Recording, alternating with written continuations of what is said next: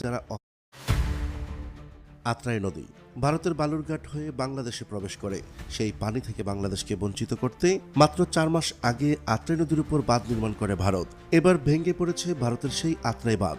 সৃষ্টিকর্তার দান পানিকে যারা অস্ত্র হিসেবে ব্যবহার করে তাদের জন্য উচিত শিক্ষা দিয়েছে স্বয়ং সৃষ্টিকর্তাই। 20 মে সকাল বাঁধের একটি গুরুত্বপূর্ণ অংশ পানির প্রবল চাপে ভেঙে যায়। এই বাঁধ ধসে পড়ায় পশ্চিমবঙ্গের বাসিন্দাদের মধ্যে আতঙ্ক ছড়িয়ে পড়েছে। প্রতিবছর বন্যা ঠেকাতে যে বাঁধ নির্মাণ করা হলো সেই বাঁধ এবার রক্ষা করতে পারল না পশ্চিমবঙ্গকে।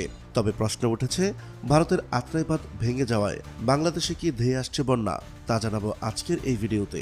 চলুন শুরু করা যাক। সাম্প্রতিক টানা বৃষ্টিতে আত্রাই নদীর জলস্তর অনেকটাই বেড়েছে। স্থানীয়রা বলছেন, বাঁধের যে অংশ মেরামতের কাজ হয়েছিল সেখান থেকেই ভাঙন শুরু হয়েছে। কিন্তু বাঁধের কাজ চলাকালীন গত ফেব্রুয়ারিতে বন্যার পানির চাপে আত্রাই ড্যাম ভেঙে যাওয়ার চাঞ্চল্য ছড়িয়েছিল। সেই ঘটনার পর থেকে প্রশাসনের পক্ষ থেকে জোরে সোরে চলছিল মেরামতের কাজ। কিন্তু মঙ্গলবার সকালে ওই মেরামত অংশ ফের ভেঙে পড়ায় নতুন করে উদ্বেগ ছড়িয়ে পড়েছে গোটা পশ্চিমবঙ্গে। ইতিমধ্যে টানা বৃষ্টিতে আত্রাই নদীর পানির স্তর বেড়েছে।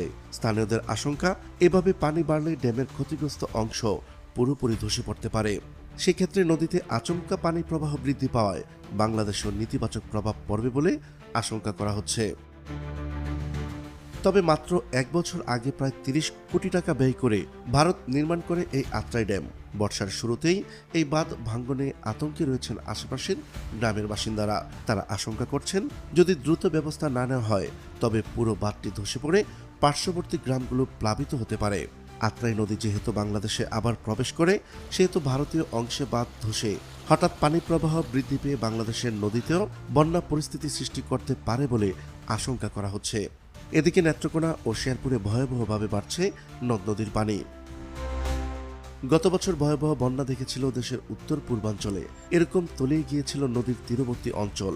টানা কিছুদিনের ভোগান্তির পর নদ নদীর পানি কমে বন্যা পরিস্থিতি স্বাভাবিক হয়। তবে গত বছরের ভয়াবহ বন্যার ক্ষত না শুকাতেই আবারও ধেয়ে আসছে বন্যা। আগামী 24 ঘন্টার মধ্যে ময়মনসিংহ বিভাগের শেরপুর ও নেত্রকোনা জেলা এবং সিলেট বিভাগের সুনামগঞ্জ ও সিলেট জেলায় বন্যার সংখ্যা রয়েছে।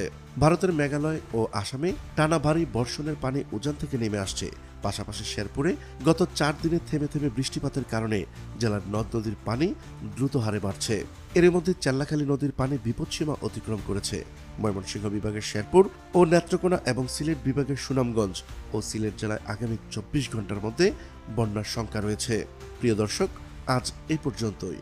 দেখা হচ্ছে পরবর্তী ভিডিওতে। ততক্ষণ পর্যন্ত মহান আল্লাহ তাআলা